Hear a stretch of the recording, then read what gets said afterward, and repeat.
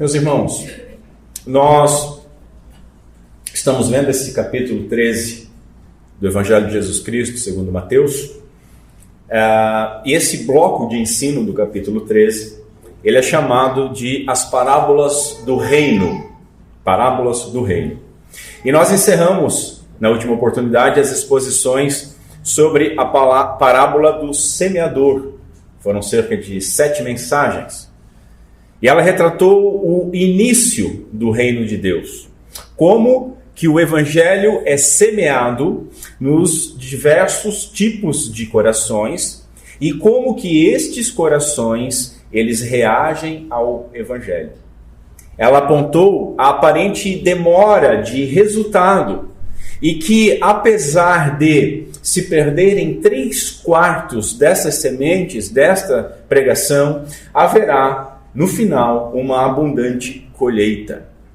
Na parábola que nós começaremos a ver hoje, a aparente demora é com relação à colheita, ou seja, o julgamento. Diz um teólogo que a inauguração do reino por Jesus, o Messias, já se deu, mas os sinais externos da sua presença ainda são escassos. Ele está aqui, mas não com um poder irresistível. Os homens podem rejeitá-lo e, de fato, nós vemos isso, o rejeitam. Avancemos então para o texto. Evangelho de Jesus Cristo, segundo Mateus, capítulo 13, a partir do verso 24, onde a Santa Palavra do Senhor nos diz o seguinte: Jesus apresentou-lhes outra parábola, dizendo: o reino dos céus é semelhante a um homem que semeou boa semente no seu campo. Mas, enquanto todos estavam dormindo, veio o inimigo dele e semeou o joio no meio do trigo e foi embora. E, quando o trigo brotou e produziu fruto, apareceu também o joio. Então os servos do dono da plantação vieram até ele e perguntaram: o senhor não semeou boa semente no seu campo? De onde vem esse joio? Ele lhes respondeu: um inimigo é quem fez isso. Os servos lhe disseram: o senhor quer que vamos e arranquemos o joio? O senhor, porém, lhes respondeu: não, para que ao arrancar o joio vocês não arranquem com ele também o trigo. Deixem ambos crescerem juntos até a colheita. E no tempo da colheita, eu direi aos encarregados pela colheita: recolham primeiro o joio e o amarrem em fardos para serem queimados, mas recolham o trigo no meu celeiro. Vão comigo até o verso 36. Verso 36. Tendo Jesus deixado a multidão, foi para a sua casa. E os seus discípulos se aproximaram dele, dizendo: explique-nos a parábola do joio no campo. Ele, respondendo, disse-lhes: aquele que semeia a boa semente é o Filho do homem. O campo é o mundo. A boa semente são os filhos do reino. O joio são os filhos do maligno. E o inimigo que semeou o joio é o diabo. A colheita é o final desta era, e os encarregados pela colheita são os anjos. Portanto, assim como o joio é recolhido e é queimado com fogo, assim será no final desta era. O Filho do homem mandará os seus anjos, e eles recolherão do seu reino tudo aquilo que faz cair no pecado, o escândalo, e aqueles que praticam a iniquidade. E os lançarão na fornalha ardente. Ali haverá choro e ranger de dentes. E então os justos resplandecerão como o sol no reino do seu Pai. Quem tem ouvidos para ouvir, ouça. Até aqui. Vamos ao Senhor em oração. Curve a sua fronte comigo. Senhor Deus, nosso Pai, estamos reunidos, Senhor, em Teu nome, com a graça do Teu Filho, no poder do Teu Santo Espírito.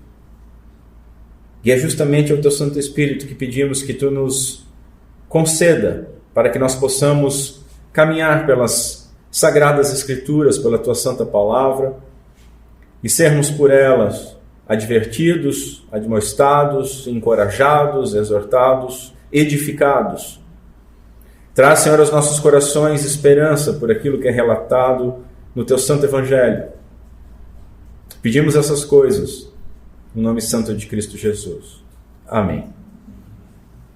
Meus irmãos, antes de mais nada, permitam-me explicar um negócio. Pode parecer estranho para nós um homem semear erva daninha no terreno do seu inimigo, uma forma meio peculiar de fazer mal ao outro. Contudo, essa era uma forma muito comum que as pessoas usavam para se vingar dos seus inimigos no mundo antigo, no mundo com o rural muito grande, com o agro muito grande. Haviam disputas desse tipo entre os antigos agricultores, a tal ponto de que o governo romano ele estipulou punições para proibir essa prática. E alguns comentaristas trazem relatos dessa prática até nos dias atuais, até no início desse século. Então não é algo tão estranho, não deveria ser, pelo menos. Hoje, meus irmãos, nós veremos que Jesus aqui, nessa parábola, ele não está falando sobre a igreja. Nós veremos alguns erros de interpretação e os limites desta parábola. Depois nós veremos que o joio e o trigo, eles devem crescer lado a lado neste mundo, que a palavra de Deus sempre lidou com dois tipos de homens, e que somente Jesus pode semear a boa semente. Veremos os riscos de arrancar o joio antes da hora e, por fim, veremos o juízo. Esse juízo, ele pertence a Deus, não aos homens. Nós não sabemos quando será o tempo da colheita, mas sabemos que ela acontecerá e que será no final desta era. Faremos também algumas aplicações. Meus irmãos, eu confesso que eu estou me sentindo gente grande hoje. E confesso isso com temor. Por quê? Porque eu discordarei de homens infinitamente mais sábios e infinitamente mais piedosos do que eu. Alguns dos meus heróis da fé. Eu vou contrariar a maior parte dos expositores. E isso, de certa forma, é comum quando eu estou desse lado do púlpito. Mas agora eu vou contrariar não só os expositores meio enviesados, mas os expositores que eu admiro. E eu vou contrariar aqueles que afirmam basicamente o seguinte, e os irmãos com certeza já cansaram de ouvir tal coisa. A parábola refere-se à igreja. O joio são os falsos crentes e o trigo, os crentes piedosos. Eles também dizem que nós não devemos arrancar o joio porque nós poderíamos ferir, então, um crente verdadeiro e tirá-lo da igreja. Jesus é que vai fazer essa separação no juízo. Basicamente é isso. Há muitas variações dessa interpretação. Contudo, com a graça de Deus, eu espero demonstrar que elas não se sustentam. O nosso Senhor Jesus Cristo, ele já inaugurou o reino. Ele já inaugurou. Mas nós ficamos perplexos com o desenvolvimento deste reino. Nós acabamos esquecendo no nosso dia a dia, vendo coisas terríveis ao nosso redor, esquecemos que ele afirmou o seguinte: todo o poder me foi dado nos céus e na terra. Dizer que o mundo é de Satanás é contrariar esta afirmação. Sim, o mundo jaz no maligno. Satanás, mesmo aprisionado, ele ainda exerce poder. Mas, enquanto o reino se desenvolve, naquilo que nós chamamos de tempo de graça, nós, os filhos do reino, nós viveremos juntos com os filhos do maligno. Como lidar com isso? Como entender que o mal ainda habita no mundo se o Senhor é soberano? Essa mensagem, meus irmãos, é para renovar a nossa esperança. A injustiça terá um fim, os maus serão punidos, e os justos, embora afligidos hoje, resplandecerão como o sol, quando o Senhor vier julgar o mundo. Que Deus me ajude a expor e nos ajude todos a compreendermos e sermos edificados por esta mensagem. Assim, em primeiro lugar, Jesus não está falando da igreja. Primeiro porque o campo é o mundo. Jesus ele forneceu a interpretação desta parábola. E no verso 38, ele diz que a boa semente e o joio são semeados no campo, que é o mundo. O campo é o mundo inteiro. Não somente Israel, não somente a igreja, mas o mundo. O mundo do qual o nosso Senhor Jesus Cristo é proprietário de direito. Tanto pela criação, quanto pela mediação e ressurreição. Jesus afirmou que é Ele mesmo quem semeia o seu campo, no verso 37. Portanto, é indiscutível que o mundo presente pertence a Ele. Veja, o reino de Deus não é somente a igreja, e essa é uma confusão muito comum. São coisas ligadas, mas diferentes. A igreja, meus irmãos, ela faz parte do reino de Deus. Todavia, o nosso Senhor, ele não reina somente na igreja.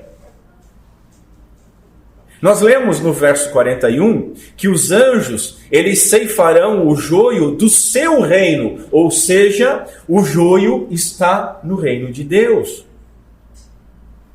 Certo teólogo afirmou que esse termo, essa palavra reino, ele é bastante flexível para ser usado tanto para o reino salvador de Deus, incluindo assim o povo de Deus, os filhos do reino, quanto para o seu reino considerado de forma mais abrangente, incluindo nesse sentido todo o mundo criado e conhecido, incluindo assim o trigo, os crentes, e incluindo assim o joio, os descrentes.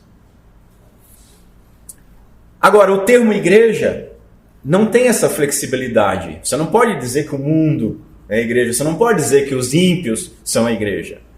Esse teólogo ainda afirma que interpretar reino como igreja é um grande erro de categoria, é colocar uma palavra numa categoria diferente. Em nenhuma passagem de Mateus, reino transforma-se em igreja. E notem o seguinte, essa parábola ela é exclusiva de Mateus. E é somente nele, então, que nós vamos buscar esse sentido. E ele não dá esse sentido. Essa parábola não trata da condição da igreja, mas ela explica como que o reino de Deus, o reino dos céus, pode estar presente neste mundo, embora Deus ainda não tenha extirpado toda a oposição. A parábola, meus irmãos, ela lida com a expectativa escatológica, não com a deterioração eclesiológica. Está falando grego, vamos traduzir. A parábola lida com a expectativa do fim, do juízo, do escatom, daquilo que nós estamos vendo nas exposições de Apocalipse com o pastor Lucas. Não com a deterioração eclesiológica da igreja, a deterioração da doutrina, da fé. Entendem isso?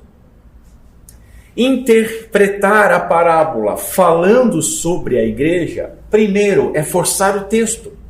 Segundo, é limitar a abrangência do reino de Deus, é limitando como igreja aquilo que o próprio Jesus Cristo chamou de mundo. Deixar de ver o reino de Deus como mundo, o reino dos céus aqui, diminui o tamanho desse reino. Diminui o poder de Jesus Cristo, como se ele fosse apenas, eu estou falando em aspas, como se ele fosse apenas o Senhor da igreja, e não o Senhor de todas as coisas. Diminui o tamanho desse reino, como se fora da igreja, o soberano fosse o maligno, e não o Senhor. Essa é uma ideia maniqueísta.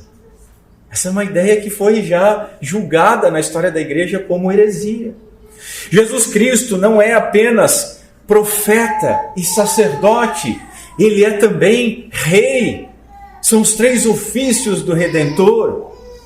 E exercendo esse ofício, ele tem toda a autoridade, não somente sobre a igreja, mas sobre todo o mundo. Mundo esse a qual ele já governa como Rei dos Reis, Senhor dos Senhores.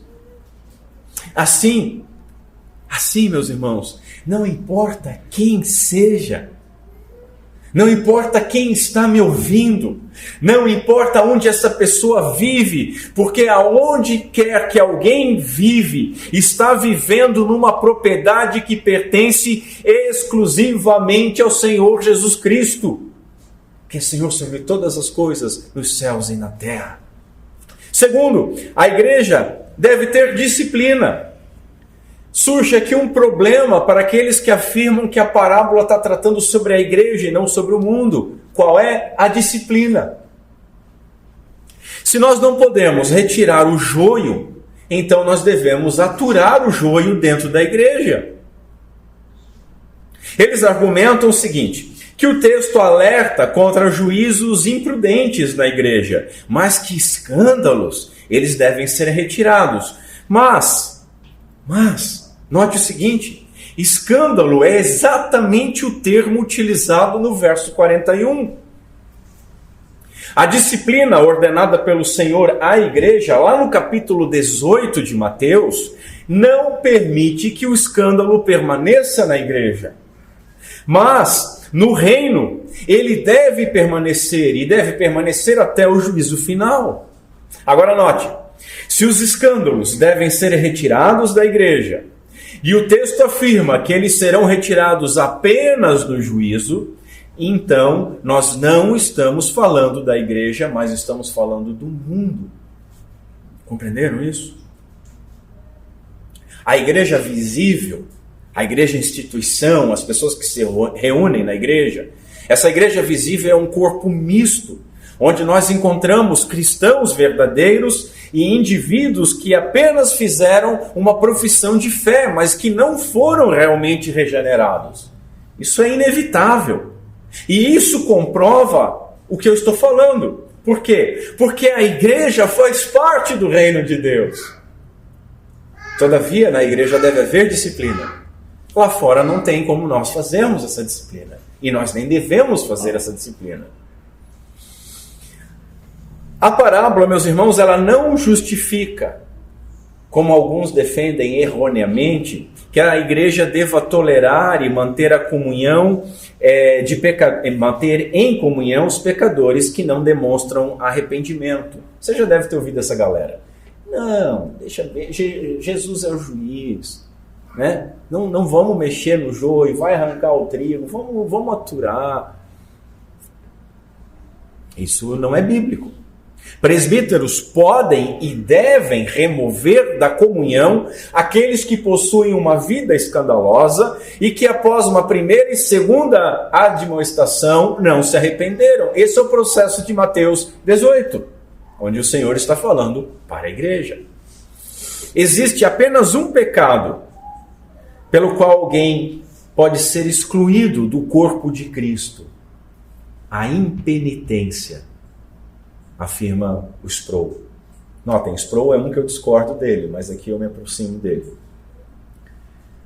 É claro, continua ele, entretanto, que nem mesmo uma exclusão é definitiva. Se a pessoa eliminada do corpo de Cristo vier a se arrepender, ela pode ser restaurada. Isso por quê? Porque o objetivo da disciplina, e o objetivo inclusive da excomunhão, é restauração e não condenação. E aqui na parábola, o retirar o joio é condenação. Isso nos lembra lá Paulo, né? Primeira carta aos Coríntios, dizendo para excluir aquele pecador, e na segunda carta dizendo, não, readmite ele agora porque ele se arrependeu. Terceiro, vejamos o reino dos céus e os limites desta parábola.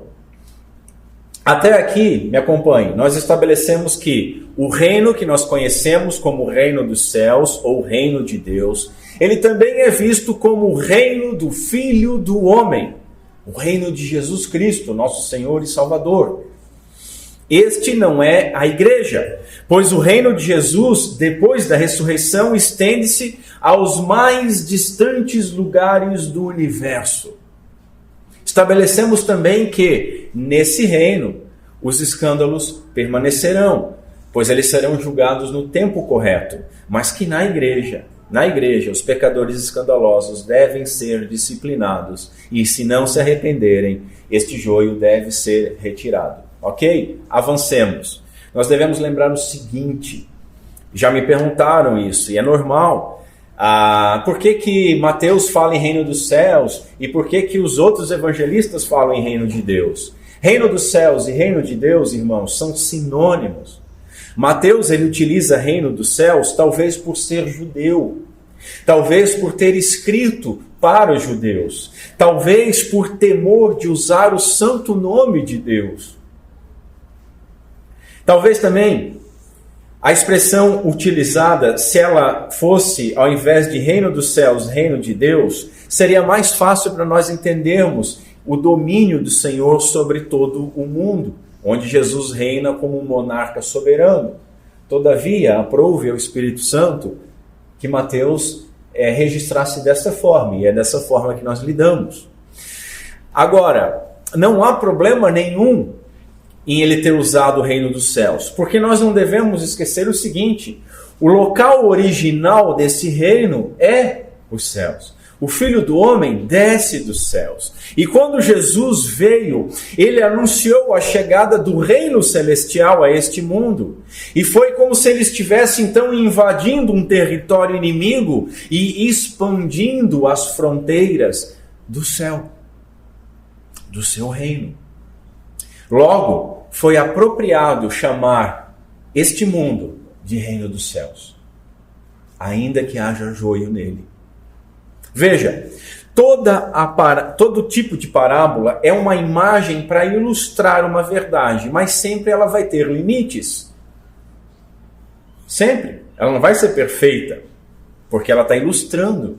Uma ilustração nunca é perfeita. Por exemplo, malignos, filhos do maligno. O maligno, Satanás, não pode gerar filhos, descendência. É um limite. Devemos notar também que nem todos os elementos de uma parábola possuem significado. Por exemplo, a conversa entre o homem e os seus servos, o fato de os servos terem dormido, o fato do trigo ter sido semeado antes e o joio ser recolhido antes, nenhuma dessas coisas recebeu interpretação da parte de Jesus Cristo. Ele explicou e deu significado aos símbolos importantes dessa parábola, mas os outros elementos têm apenas a função de dar forma à história. Eles não são simbólicos. Quando você vai contar uma história, não tem assim, você já ouviu, né? Conta uma história, moral da história. A moral da história não vai envolver cada detalhe da história, mas esses detalhes são necessários para que haja uma história. Por que eu estou falando isso? Porque esses elementos que não foram interpretados por Jesus, o Senhor, o profeta, o intérprete, eles não devem ser alegorizados. Aonde o Senhor fechou a sua santa boca, não ousemos abrir a nossa, dizia Calvino. Essa é uma prática errada que tem gerado muita confusão ao longo da história da igreja. E nos nossos dias, ainda com a internet, é terrível, porque toda pessoa acha que pode interpretar uma parábola e dar algum significado para ela. Triste.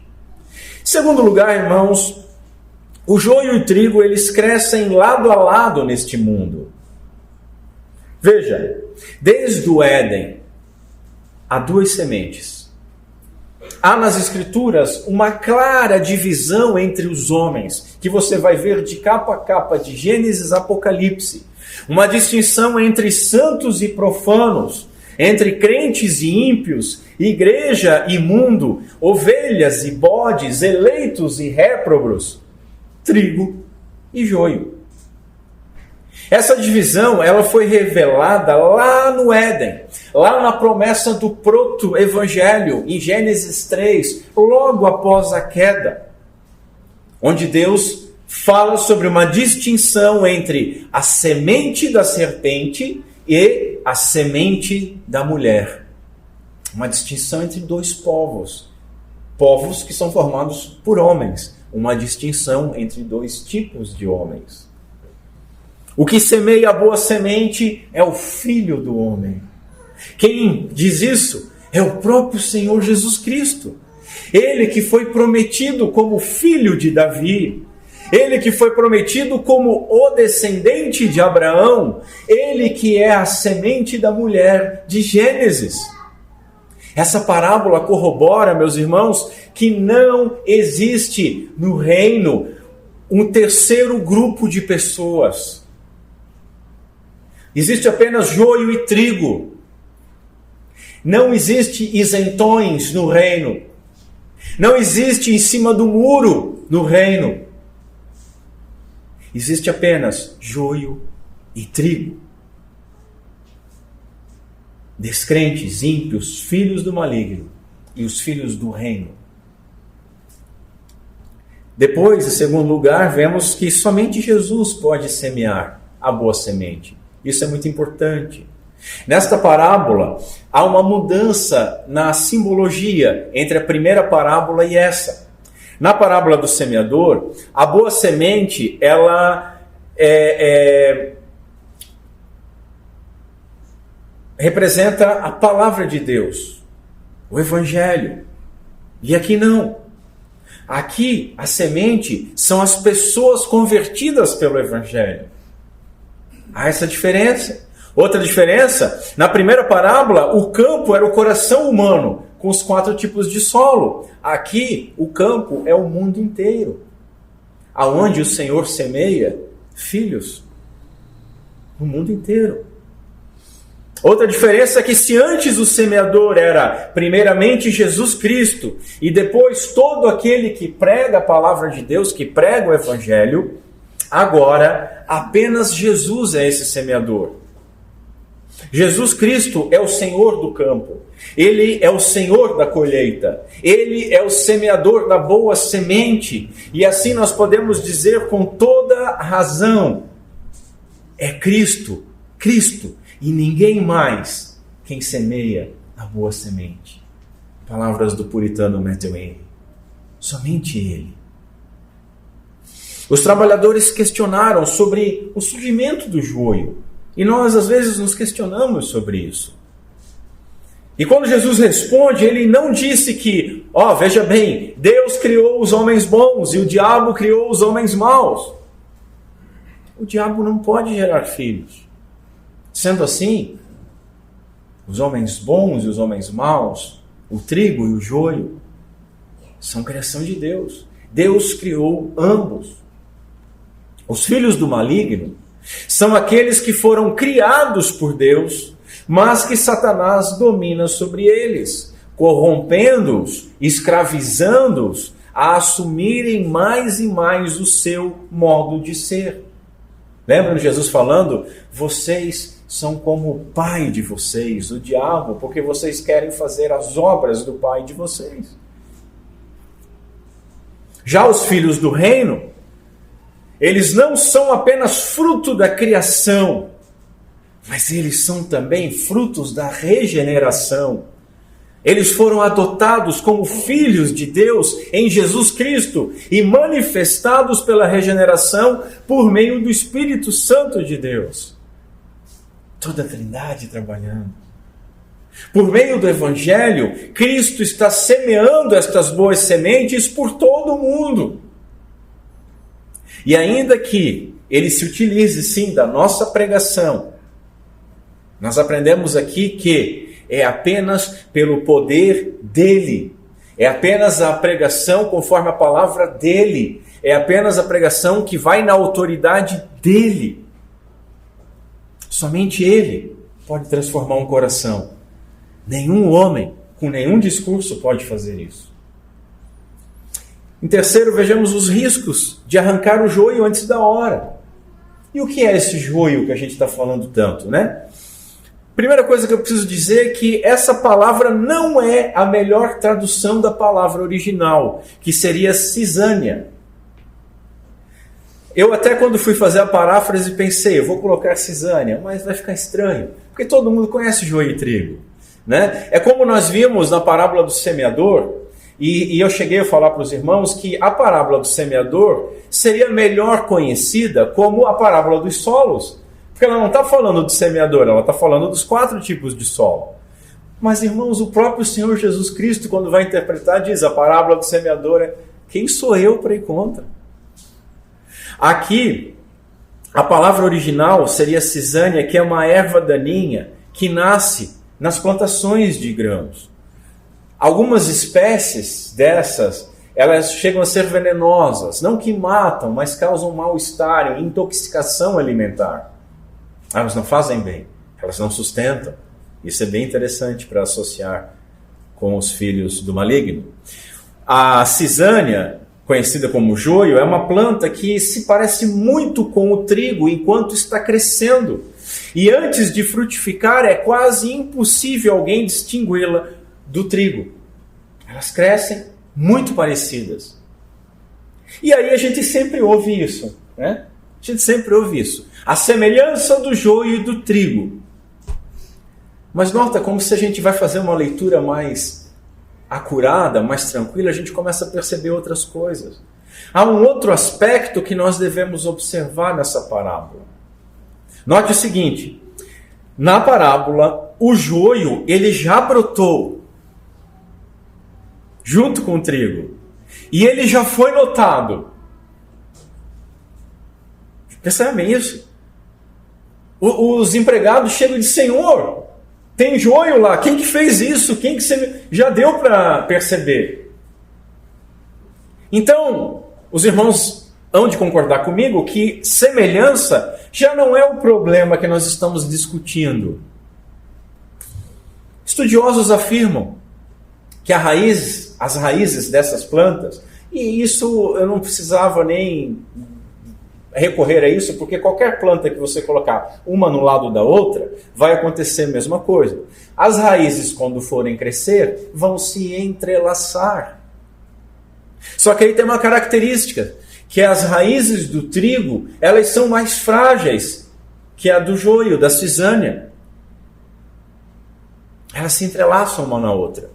Agora, portanto, a dificuldade não era distinguir o joio do trigo, mas a dificuldade é que as suas raízes estão entrelaçadas entre si, dificultando agora a remoção. Se eu retirar um, vem o outro junto. Não é que eu não sei diferenciar. Não, aqui está o joio, aqui está o trigo. Só que quando eu puxo uma, o outro vai junto. E notem, antes da colheita, esse trigo ainda não está viçoso, não está pronto para a colheita. E eu vou perder o trigo. Remover o joio sem danificar o trigo, portanto, seria quase impossível. Nós aprendemos então que mesmo que o joio seja identificado neste mundo, e ele é vividamente identificado, muitas vezes, irmãos, este joio está tão entrelaçado de uma maneira tão profunda que a sua retirada não seria segura para o trigo. Ficou difícil de entender? Vamos aplicar isso. Pense num estado, num país, numa nação, onde a igreja, não o magistrado, tem o poder da espada. Esse é o sonho dos teonomistas, né? Algo que já aconteceu na história e sempre deu errado. Algo que acontece nas nações islâmicas, por exemplo. Então, o poder da espada está com a igreja, não com o magistrado. Agora imagine ele prendendo ou executando um pecador escandaloso que por acaso é um parente seu. E esse crime pode ser tanto um crime escandaloso quanto um crime religioso. Ter uma outra fé ou não ter fé alguma. Pensa naquele seu tio que é ladrão. Você ama ele, mas você sabe que ele pega algumas coisas que não deveria pegar. Pensa naquele seu primo ateu que vocifera contra Deus, mas você ama ele. E nesse estado, ele vai morrer. Se tirar o joio antes da hora, ele vai morrer. E você que é o trigo, vai sentir. E uma pessoa com uma fé incipiente, nascendo, vai sentir mais ainda. Ou pense numa falsa acusação, como daquela terrível história de Salém, onde algumas meninas, por inveja, acusaram outras mulheres, e estas mulheres foram queimadas pelo crime de bruxaria. Isso numa sociedade puritana, onde crentes tinham o poder da espada. Entenderam onde que eu quero chegar? Em quarto, vejamos a diferença. A diferença ela ficará evidente apenas na colheita. Há muita iniquidade, meus irmãos, escondida nos corações dos homens. Tão escondida, tão entrelaçada, que por conta da sua falsa moralidade, da sua justiça própria, joio pode ser confundido com trigo. Eles são semelhantes e estão entrelaçados.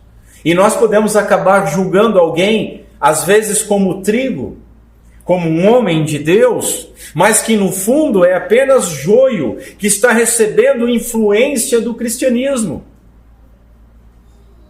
Compreende isso? Podemos ainda desconhecer a sinceridade e a pureza de um coração de alguém que tem sido quase que sufocado por joio ao derredor. Mas por estar cercado de joio, nem por isso deixou de ser trigo. O Senhor conhece os seus. Nós não sabemos.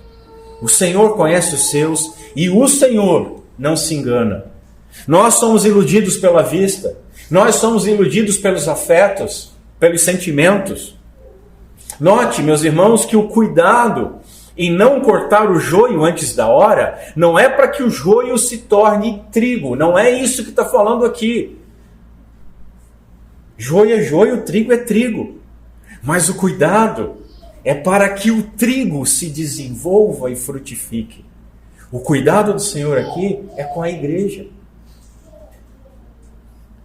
Em terceiro lugar, vejamos que o juízo pertence a Deus e não aos homens.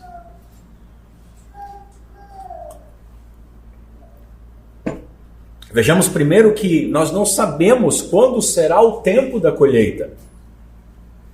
Alguns intérpretes, eles afirmam que quando está registrado lá no verso 25, enquanto estavam dormindo, que essa é uma condenação à sonolência da igreja, dos ministros, ou até mesmo dos crentes. Contudo, note que na explicação do Senhor Jesus, ele não censurou esse estar dormindo. Esse é um daqueles detalhes que estavam na história, para que a história acontecesse. Ele não censurou. Essa expressão, enquanto estavam dormindo, ela revela apenas o seguinte para nós, que Satanás é sorrateiro, que ele está sempre atento. Veja, que ele não trabalha apenas quando há negligência, mas em toda e qualquer oportunidade, porque veja bem, trabalhadores precisam dormir. Aprendemos assim, meus irmãos, que é impossível que não haja joio no trigo. Não importa a vigilância.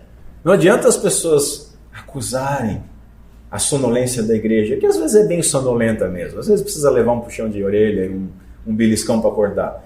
Mas não é esse o ponto aqui. Aprendemos também que a vigilância que as Escrituras exigem de nós é com relação ao escopo principal da parábola. É com relação ao retorno do nosso Senhor Jesus Cristo. Nós não devemos entrar em desespero diante do que nós vemos lá fora. Nós não devemos desanimar diante daquilo que nós assistimos diariamente. O que nós devemos fazer? Vigiar e orar, porque ninguém sabe o dia ou a hora, mas sabemos que Ele vem, que Ele retornará, que haverá uma colheita. Assim nós devemos nos manter firmes em santidade, em fé, em esperança, esperança do retorno triunfal do Senhor. Não sejamos então sonolentos nos exercícios espirituais, nos usos dos meios de graça. Não sejamos sonolentos com indiferença com relação ao culto, com relação à proclamação do Evangelho. Essas coisas elas devem ser feitas, irmãos, primeiro porque elas foram ordenadas e segundo porque elas nos fortalecem. Em segundo lugar, vejamos que tentar arrancar o joio pode sacrificar o trigo. Aprendemos que não cabe à igreja julgar os de fora. Lembram de Paulo novamente, escrevendo aos Coríntios? Julgai os de dentro. Por quê? Porque os de fora o Senhor julga. Julga os de dentro com disciplina. Os escândalos, o joio que está aqui escandaloso tem que ser tirado. Agora lá fora Deus julga. Não cabe à igreja julgar os de fora. E muitos que tentam fazer isso correm o risco de se queimar quando desejam que venha fogo do céu sobre todo aquele que discorda deles. Porque todos aqueles que normalmente não cumprem a lei exigem que os incrédulos cumpram. E essas pessoas que desejam purificar este mundo pela ação política religiosa, elas estão com sérios problemas. Eles estão primeiro em desobediência à ordem do Senhor. Deixem ambos, joio e trigo, crescerem juntos até a colheita. Em segundo, eles estão demonstrando o entendimento errado do senhorio de Cristo no tempo da graça, imaginando que ele veio destruir e não redimir. E em terceiro, estão usurpando a prerrogativa do Senhor de julgar. Ele é o juiz, não nós. E aqui talvez seja o momento de falar de escatologia. Escatologia é a doutrina do final dos tempos, o estudo do final dos tempos. Existem 3 correntes básicas. E a primeira delas, o pré-milenismo, ela sustenta que antes do estabelecimento do reinado eterno de Deus, aquilo que nós chamamos de glória, Jesus vai retornar à terra para estabelecer um reino literal de 1000 anos. Note, Jesus vai vir estabelecer esse reino milenar de 1000 anos e depois o reino eterno. Só que Jesus já disse que o reino está entre nós. Então, próximo. Esse aqui, que a maioria dos evangélicos defende, isso aqui fica bonito em literatura de ficção, deixados para trás, essas coisas assim. Isso aqui fica bonito em filme de Hollywood, arrebatamento, aquela coisa toda. Fica bonitinho lá, mas na Bíblia não se sustenta. Vamos para o que interessa, então. O meu ponto aqui é o equívoco do pós-milenismo, do retorno de Jesus após o milênio. Ele sustenta que antes da segunda vinda do nosso Senhor, toda a humanidade ela experimentará um período milenar vivendo uma transformação social, política e cultural influenciada pelo triunfo do Evangelho. O Evangelho vai avançar de tal maneira que nós praticamente vamos realizar aqui o sonho socialista de fazer um paraíso na Terra. Um milênio. E quando tudo estiver bacana, aí Jesus volta. É estranho isso. A gente leu um texto na liturgia que não bate com isso. Veja, se Jesus voltará, agora veja o problema disso, tá? Ideias têm consequência. Veja o problema disso. Se Jesus vai voltar somente após esse período, esse milênio, um período de glória, de santidade, de avanço do Evangelho, na cultura, na educação, na cidadania, nas obras sociais. Então, para que isso aconteça, o joio precisa ser arrancado. E aí esse joio deve ser arrancado, seja por meio de leis ou de qualquer outra forma. Entende o problema disso? E esse é exatamente, meus irmãos, o ponto da parábola. A parábola está lidando com a demora da plenitude de um reino que já foi inaugurado, de um reino que já iniciou. Nós lemos na liturgia sobre a aflição que os eleitos passarão até o juízo final. Nós lemos sobre o estado cada vez pior do mundo, até o retorno do Senhor Jesus Cristo. E quando nós olhamos lá para fora, nós vemos os fatos corroborando a Escritura. É estranho nós imaginarmos qualquer outra situação de retorno do Senhor que não bata com aquilo que Ele falou. Quando o Filho do Homem voltar, Ele achará fé sobre a terra. Até lá, meus irmãos, nós devemos conviver com o joio. Veja, escatologia, a doutrina das últimas coisas, não é um assunto que eu fico discutindo. Às vezes torna-se infrutífero, mas aqui ele tem pertinência. E eu, sendo um amilenista, e é um termo ruim, amilenista parece sem milênio, e não é isso. Um nome bonitinho para isso aqui, correto, seria milênio inaugurado. Um milenista que já teve o início pelo Senhor. Eu não creio na literalidade dos 1000 anos revelados lá em Apocalipse 20, mesmo que Apocalipse é um livro muito simbólico, para você ir de simbologia a simbologia, e aí quando interessa dizer, aqui é literal. É simbólico,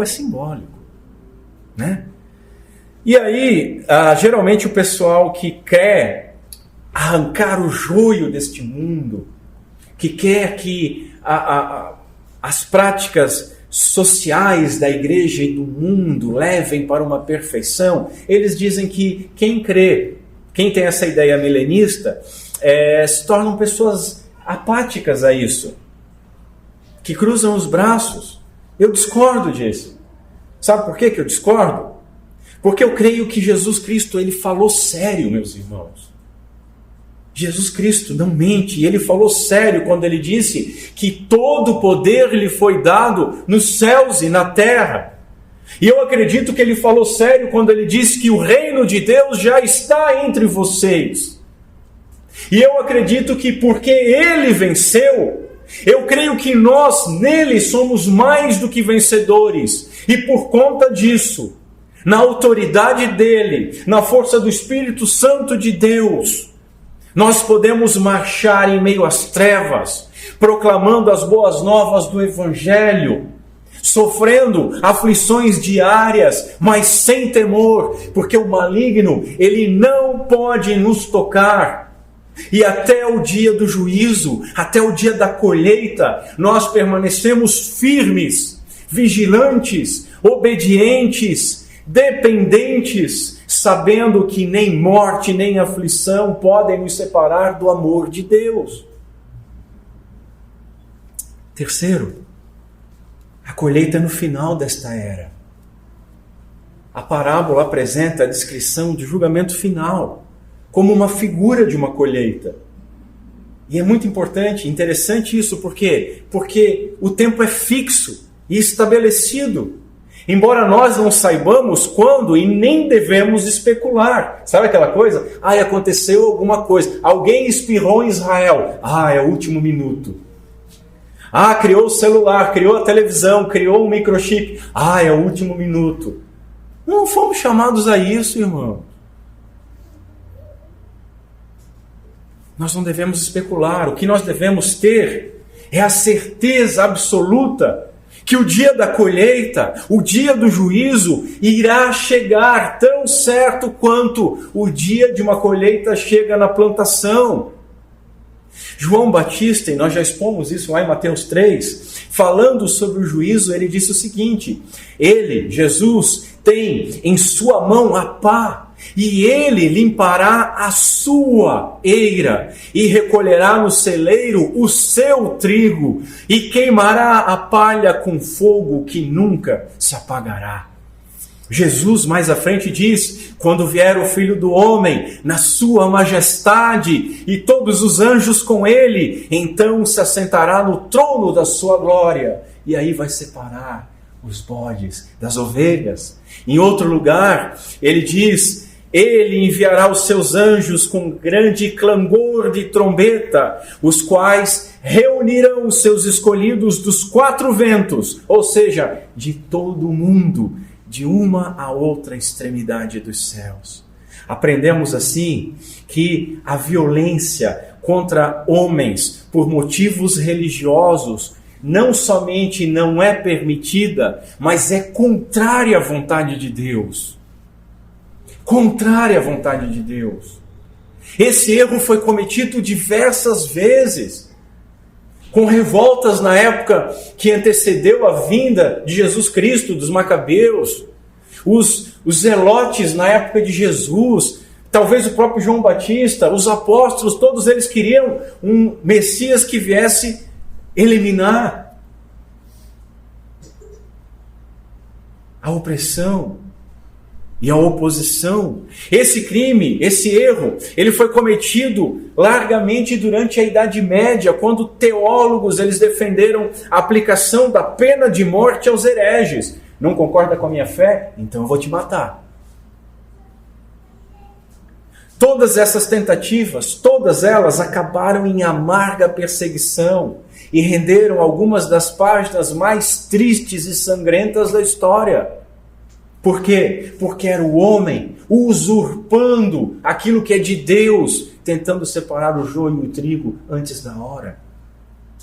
Em nenhum lugar da terra, nem mesmo na igreja, nós teremos um grupo composto apenas por santos. E aí eu vou antecipar até o verso que eu vou expor em Romanos. Desprezas tu as riquezas da sua bondade e tolerância e paciência, ignorando que é a bondade de Deus que te conduz ao arrependimento? É a bondade de Deus que nos conduz ao arrependimento, não a espada dos homens. Paulo fala sobre homens que têm zelo de Deus, mas não com entendimento. Tem zelo, até para matar, mas não com entendimento. E aí a gente ouve os homens: queres que vamos e arranquemos o joio? Os servos da parábola e muitos crentes ainda hoje, no seu zelo por pureza, no seu zelo por uma nação ou uma cidade santa, no seu zelo por uma Blumenau para Jesus, ou no seu zelo de um Estado teocrático sob a lei de Deus, não consideram as consequências dessa ideia. Eles querem resolver o problema imediatamente, na força do braço da carne, desprezando a ordem de Deus, do nosso Senhor Jesus Cristo, para deixar o joio crescer. E principalmente, desprezando o mal que poderiam fazer para o trigo. Certo teólogo diz que o zelo causado pela impaciência pode causar mais danos do que a falta de zelo. E eu concordo com ele. Meus irmãos, o golpe da foice angelical será certeiro na colheita. Em perspectiva da eternidade, o mal que nós vivemos nesse mundo durará muito pouco. Nós devemos deixar de ser mesquinhos, achar que a nossa vidinha de 40, 50, 60 anos é grande coisa. Nós estamos falando de perspectiva de eternidade. O nosso rei, ele é paciente. A pressa, meus irmãos, pertence à fraqueza. Os fracos é que têm pressa, porque a força do rei se move com calma, no tempo certo, na plenitude do tempo. Essa é a vontade do Senhor, e não cabe a nós discuti-la, muito menos desobedecê-la. Não é quando nós desejamos, mas apenas no final desta era, na segunda vinda de Cristo, que os anjos então farão uma separação rigorosa e precisa entre o joio e o trigo. E aí naquele dia, diz um pastor, jamais o trigo será lançado no fogo e jamais o joio será recolhido no celeiro de Deus, porque no céu não haverá hipócrita e no inferno não haverá crente verdadeiro.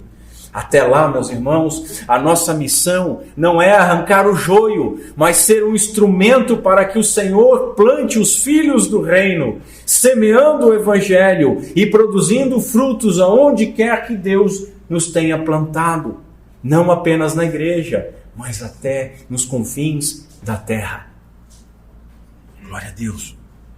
Vamos passar algumas aplicações.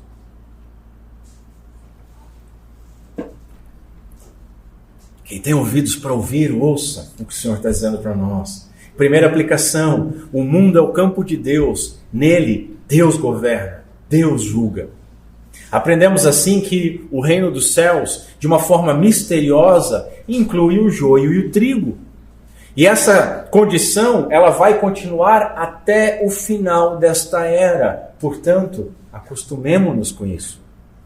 Muito do juízo, presta atenção nisso, muito do juízo que nós queremos ver ou aplicar, sabe aquele pecado que você quer extirpar? Sabe aquele pecador que você quer extirpar? Muito do juízo que nós queremos ver ou aplicar não é porque aquelas coisas afrontam a Deus, mas é porque essas coisas afrontam a nós, afrontam a mim, afrontam a você. Você está buscando justiça própria e não justiça de Deus. Nós temos que morrer para nós mesmos, não o joio. Notemos que as riquezas da bondade, da tolerância e da paciência de Deus é que nos conduzem, nós e os homens, ao arrependimento. Assim nós aprendemos que Deus, meus irmãos, Ele é rápido para conceder benefícios, mas Ele é lento para castigar. E nós devemos aprender com isso. Assim, oremos como o salmista. E olha que legal, a gente sempre fala de salmo imprecatório, mas olha que legal aqui no Salmo 83. O salmista diz o seguinte: cobre o rosto deles de vergonha. Para quê? Para que eles busquem o teu nome, Jeová. Não é pedir só para ser eliminado. Senhor, envergonha eles, para que eles possam se arrepender e buscar o teu nome e serem salvos. Segunda aplicação: o incrédulo, ele é chamado ao arrependimento. Você deve estremecer ao ouvir essa palavra se você não é cristão. Veja, haverá um julgamento. E se você não se arrepender, a sua condenação é certa. Que Deus possa trazer arrependimento para todos aqueles que praticam a iniquidade e estejam me ouvindo. Se você ouviu a voz do Senhor te chamando, arrependa-se e creia nele. Note que Jesus diz o seguinte: aqueles que praticam a iniquidade serão lançados na fornalha, não aqueles que praticaram. Aqueles que se converterem até a colheita serão salvos. Mas não deixa para amanhã, porque nós não sabemos quando será a colheita. Se hoje você desprezar isso, amanhã pode ser tarde demais. Terceira aplicação: a igreja, Deus designou disciplina. Nós aprendemos que, porque a igreja está no mundo, faz parte do reino dos céus, sempre haverá joio dentro dela. Assim, líderes, meus conservos, vigiem para não serem frouxos, mas também para não exceder na disciplina, assumindo uma prerrogativa divina e ferindo os filhos de Deus. Crentes, vigiem para não viverem como joio. E aqueles que me ouvem, que têm procurado uma igreja perfeita, desistam. Muitos passam a vida inteira mudando de igreja, de uma igreja para outra, criando confusão e se decepcionando. E aqui eu vou me valer de Calvino, que escreveu o seguinte: muitos, sob o pretexto de zelo, ficam excessivamente desgostosos quando cada coisa não é conduzida como gostariam. E visto que, em parte alguma, deparam com a pureza absoluta, afastam-se da igreja de maneira desordeira, subvertendo-na ou a destroem com imponderada severidade. Como nós vemos isso? Que Deus tenha misericórdia. Quarta aplicação: os justos são chamados a viver conforme o exemplo do trigo. Nós que professamos ser os filhos do reino dos céus, nós devemos observar o exemplo do trigo. Sendo o trigo um grão que deve ser escolhido, isso nos lembra que nós fomos escolhidos imerecidamente por Deus. Olhando para o trigo, nós lembramos que para dar fruto nós precisamos morrer para nós mesmos. Nós lembramos que, pelo poder do Espírito Santo, nós devemos ser excelentes nessa terra, brilhando diante dos homens com as nossas boas obras para que eles glorifiquem a Deus. E lembrando também, pelo poder desse mesmo Espírito, nós devemos demonstrar valor aqui nessa terra, sustentando a muitos com a pregação do Evangelho. Quinta e última aplicação: os justos são confortados. Traz conforto essa palavra. O dia do juízo será terrível, mas não deve aterrorizar o crente. Aquele dia será a santa convocação que nós prelibamos todo domingo, quando viemos diante do Senhor glorificar o seu nome. Aquele dia será um dia em que todo crente deve desejar contemplar. O bispo Raio diz o seguinte: quão lindo será o aspecto do corpo de Cristo, a igreja, quando afinal tiver sido separada dos ímpios. João, o apóstolo, escreveu o seguinte: amados, sabemos que quando Ele se manifestar, nós seremos semelhantes a Ele, porque assim como Ele é, nós o veremos. Apesar, irmãos, de nós sermos luz do mundo hoje, nós somos desprezados pelo mundo. Hoje, nós brilhamos como vagalumes em meio às trevas, mas naquele dia, quando as trevas forem removidas, nós brilharemos como o sol. Não a nossa luz,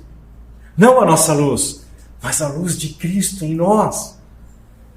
Conforme nós lemos no Salmo, Jeová Deus é um sol e escudo, o Jeová dará graça e glória, nenhuma coisa boa Ele reterá daqueles que andam retamente. Naquele dia, a luz do sol da justiça resplandecerá em cada crente. Concluo, irmãos, dizendo o seguinte: quando nós, no nosso dia a dia, vemos tragédias horríveis, como o extermínio de judeus pelo nazismo, como o extermínio de cristãos pelo socialismo, pelo comunismo ou pelo islamismo, quando testemunhamos tragédias na nossa cidade, aqui perto da gente, como quando aquele desgraçado invadiu uma creche com um machadinho para matar bebês. Ou quando nós vemos uma mãe espancando uma menina, a própria filha de 3 anos até a morte. Quando nós vemos pessoas comemorando com fogos de artifício o direito de matar bebês no ventre, como aconteceu na Argentina há pouco tempo e aconteceu esta semana na França, uma pergunta sempre ecoa: onde está Deus? Por que Ele não faz alguma coisa? Mas, irmãos, essa pergunta está errada porque Ele já fez. O cerne da parábola é a paciência. Ela nos ensina sobre a espera e a esperança, porque não é só esperar, mas é esperar com esperança. O judaísmo do primeiro século, ele imaginava um julgamento imediato com a vinda do Messias. Mas Jesus ensinou: olha, não é bem assim. A mensagem principal desta parábola é que o reino consumado de Deus, ele será diferente do reino presente.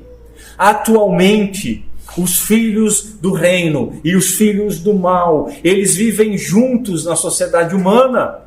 Mas quando este reino for consumado, então será um ambiente perfeito, onde habitarão somente os filhos do reino, onde não haverá injustiça.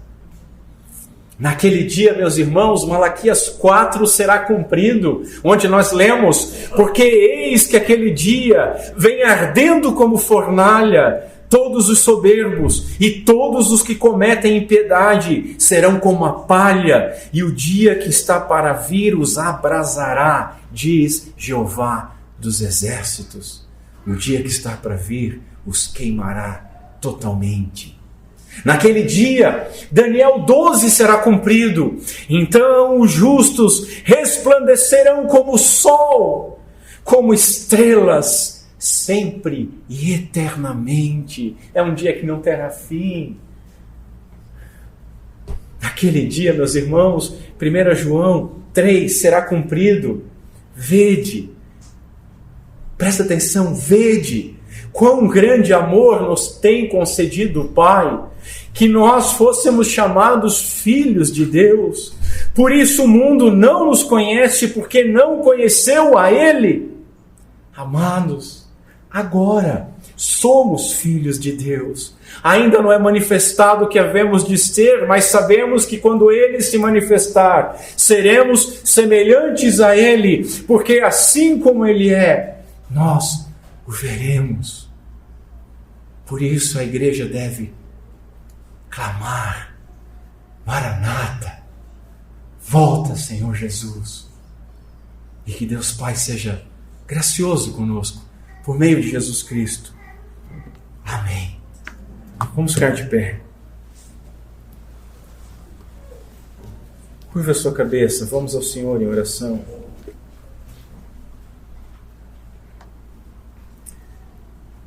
Senhor Deus, nosso Pai, obrigado pela Tua palavra. Senhor, indiferente de qualquer controvérsia, que nós possamos sair daqui hoje tendo aprendido que este mundo é Teu, que o reino dos céus cobre todo o universo, que não há 1 centímetro deste mundo que não é de Cristo Jesus por direito. Senhor, que nós jamais venhamos a diminuir o tamanho do reino, diminuir o tamanho do poder. Nos dá entendimento e paciência para entendermos que neste reino o trigo, os teus filhos habitarão junto com o joio, os ímpios, até o dia da colheita. E no meio dessas trevas, Senhor, que a luz do teu evangelho possa resplandecer em nós, enquanto nós aguardamos com paciência e esperança o dia que o sol da justiça resplandecerá em nossas vidas. Senhor, não permitas que nós venhamos a usurpar a sua prerrogativa de juiz. Não fomos chamados para sermos detetives deste mundo, não fomos chamados para sermos juízes neste mundo, mas fomos chamados para sermos tuas testemunhas, Senhor, e pedimos que esta graça seja concedida a nós, igreja. Que o nosso brilho não seja só dentro do prédio da igreja, aos domingos, mas enquanto perambulamos pelo reino dos céus, por este mundo, no meio do joio, até o dia onde será separado o joio do trigo. Renova, Senhor, a esperança nos nossos corações quando nós vemos a malignidade. Não deixa nós nos desesperarmos, vacilarmos na nossa fé, mas que isso intensifique as nossas orações, para que Tu envergonhe toda a impiedade neste mundo e salve aqueles que pertencem a Ti. Pedimos essas coisas no nome santo de Cristo Jesus. Amém e amém.